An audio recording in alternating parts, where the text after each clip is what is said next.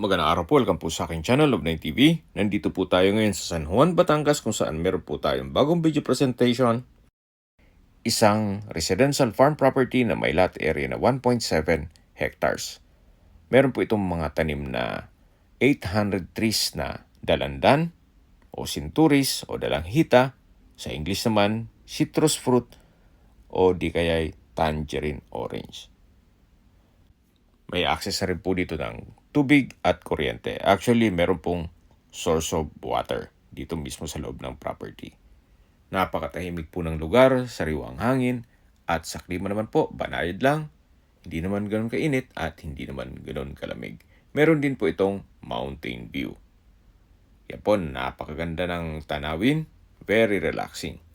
Binebenta po ito ni owner sa halagang 700 pesos per square meter. Kung may makatanungan po kayo, tawag lang po kayo sa